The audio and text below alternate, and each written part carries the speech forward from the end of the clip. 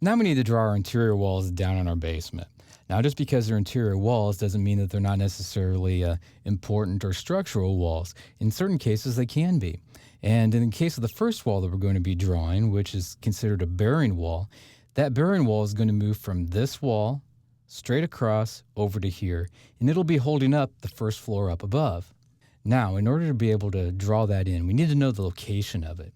So in order to be able to figure that out, I'm going to come up here to my Annotate tab, and I'm going to pick on Detail Line. Now, I know from doing a little bit of math earlier what the span distance is. And when we say span distance, it's whenever you have structural members holding up flooring, weight up above, different thicknesses of materials, different kinds of materials, such as 2x4s, 2x8s, 2x10s, 2x12s, can only span so far before they start to fall in or they can no longer hold the weight anymore. In this case, I know that I need to have this wall be no more than 19 foot 10 inches down in order to be able to still accommodate for that span distance without the first floor just falling into the basement. So I'm drawing a line straight down from the face of this foundation wall down that 19 foot 10 inches. Now I'm going to draw a line going across in a line right over here, and this is where that bearing wall is going to be located at. So I'm going to come over to the Home tab, select on wall. I'm going to draw on a wall from here all the way on over. It needs to be a little bit thicker wall because it's going to be holding up a tremendous amount of weight. So it's going to be the interior wall 6.5. I'm going to zoom in. We want to make sure that this isn't the finished face of the exterior. We want this to be the core face of the exterior. So stud to stud, or the structural member to structural member, it's going to be that 19 foot 10 inch dimension. Also, we want to make sure that the information over here underneath the properties of this wall is appropriate. In this case, having to go up to the top of footing for the porch isn't right. It needs to go up to our top of foundation level in order for this to support and just work out the way that we need it to work out. Next, make sure that this says basement. If it doesn't say basement, make sure to place it there because we need this to be sitting on the basement floor when it's all drawn out and done. Make your first click where this line touches this wall, and then move over directly to the right, all the way on over, and die it into this wall over here.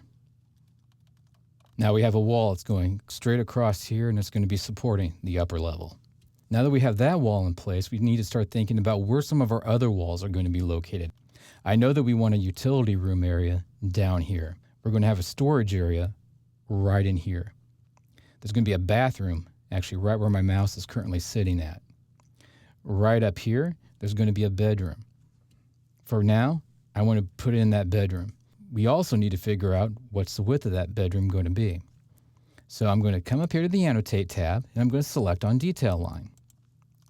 Zoom in just a little bit, and I'm going to click here. And I'm going to move over to the right. And in this case, I'm going to have my bedroom be 10 foot, 8.5 inches.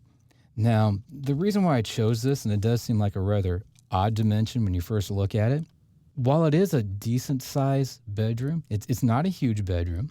And you can see I'm drawing a wall or a line straight up. That's where our wall's going to be at.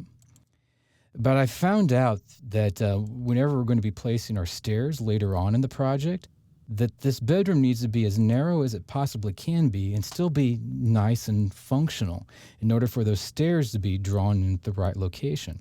Now, whenever you're drawing in stairs, and our staircase is going to be here going across the top wall, you need to have enough room for a landing at the bottom of the staircase. You need to be able to take that last step off, step on the basement floor, and have enough room to be able to move around, maybe drop a piece of furniture down there, whatever the case may be. And also for code reasons, you need to have enough room at the bottom of your staircase. In order to maximize all that, as well as have room up at the top of our staircase for a landing as well, our bedroom can't be any wider than 10 foot 8.5 in this particular design. So I've drawn this line in right here. Next, I'm going to come over to the Home tab and draw in yet another wall. Now, this wall doesn't need to be structural, so it doesn't have to support anything other than just the components that make up the wall itself. So this is going to be an interior wall, 4.5 inch, just like a lot of the walls that we have up in the upper level. I'm going to start this up at the line right here. I'm going to come straight down. Now I can afford to hit the space bar here because that's where this 10-foot, 8.5 dimension was going to the inside core of this wall. And I'm just going to move this wall straight down until it intersects this wall right here. Now we have our bedroom area for down here in the lower level. The next thing we need to do is draw a closet in.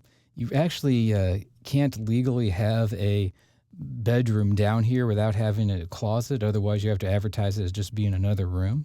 So in order to be able to do things such as add resale value to your house, etc., it's always nice to actually build in a closet into these spaces, be able to call it a bedroom, and then if it comes time to resell these houses, then you can claim that, hey, there's another bedroom, and that usually adds X number of dollars to your resale value of your house when it comes time to resell it.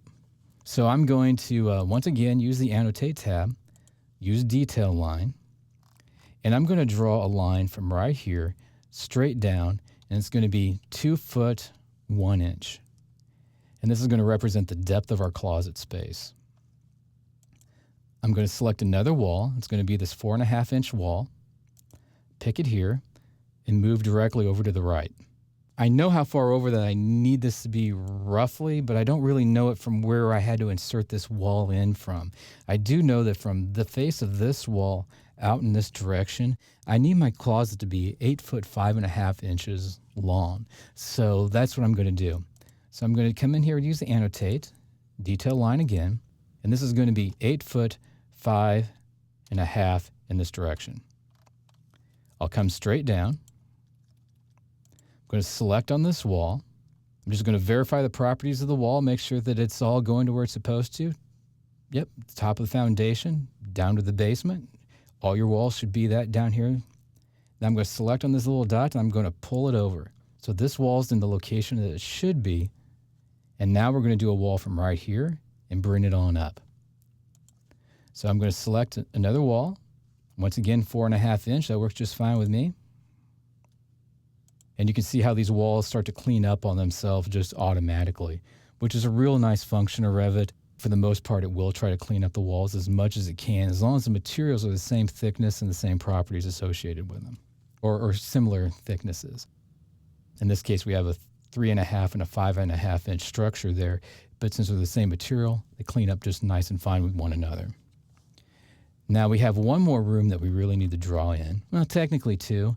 The one's going to be the utility room, and there's going to be a bathroom right here. And by default, once we've drawn those two things in, there will be a storage area that just automatically gets developed down here in the corner. Now, in order to do this, I know that our next wall needs to be 6 foot 8 inches off of the edge of this wall. So I can select on this line, which is already there, and just copy it over 6 foot 8 inches in this direction. And we'll have a wall that gets drawn down directly from here. I know that wall intersects here, so I'm going to have these two, this line and this wall, intersect one another. Next, I'm going to select on the wall. I'm going to make sure that this is still going to the right locations, and it is. Core face exterior, that's just fine. I'll click. I'll move straight down. I'll hit the space bar so that wall is going on the other side. We'll come down like this. And you can see how these walls end up cleaning up on one another, and that's okay for what we're trying to accomplish today. I'm going to select on these lines, get rid of these extra lines because we don't really need them right now, and I don't want to forget about them. Now there's one more space that we really need to develop, and that's going to be a bathroom in here, and it's the only bathroom that we have here in the lower level. Now in order to do that, I need to select on Annotate. I'm going to come in here and select once again on a detail line. And I know that this next one needs to come out 9 feet 7 inches in this direction off of this wall. So in this case, it actually is 9 foot 7 off of this point right here. So on this exterior face of the wall. So I'm going to move over 9 foot 7. I'm going to come straight down. There will be a wall that eventually comes in right there. And I know that that wall needs to be 5 foot long. So what I'm going to do is I'm going to come over, pick another wall. And you can kind of see how this dashed line ends up showing up. That tells me that it's still lined up appropriately. I'm going to click here. I'm going to move straight down. I'm going to flip this over to the other side. And the dimension for this is going to need to be 5 foot. So I'm just going to type in 5 foot. You can see how that moved itself down. I know that from here, it needs to go over 2 foot 6 inches. And I'm not drawing in these detail lines here because this just happens to be right along the path that I need to draw. And I know that these walls are just going to work. It's almost an experience thing. I know exactly where it needs to go. This next one's going to come down 11 inches. And then I'm going to come over and just tie into this wall immediately over here. Now, how this is going to work when it's all said and done, you can see I'm starting to get rid of some of these lines right here, is that this space right here is going to have a bathtub in it. It'll have a sink right here, and it'll have a toilet right here. And this is going to end up being our storage area. This will be our utility room. This is going to be the guest closet. This is going to be the guest room or the bedroom number 2. And this is ultimately going to be our living room space down here in the lower level. In conclusion, it takes some time to actually lay in all these different interior walls, and you need to use different tools in order to be able to accomplish it. Some people will just do it by doing nothing but walls. Other people will do it the way that I did, using the annotate tools and using detail lines to figure out their locations. Personally, I believe that using the annotate tool and the detail lines, while technically it takes slightly longer to do it this way, it's actually more accurate. The reason is if a wall is just moved just slightly in one direction or another, then it can mess up all the other walls that it's attached to. For an example, if I would select on this wall and then just move it a certain distance, let's say 6 inches in this case, you can see how this wall adjusts along with it. If I was trying to just randomly draw walls in and drag them up or drag them down to put them in place without using the annotate lines instead, then all my walls would have been just slightly off, and I'd be constantly readjusting each and every wall so that I had the appropriate dimensions associated with them. Now, since I don't want this wall being in the location I just moved it to, I'm going to come up here to this little back arrow here, which is called undo, and undo the last command. And you can see that all my walls are now back in their proper locations. But using your annotate tools in order to be able to generate the line work that these walls should follow will greatly simplify drawing your interior walls and spaces.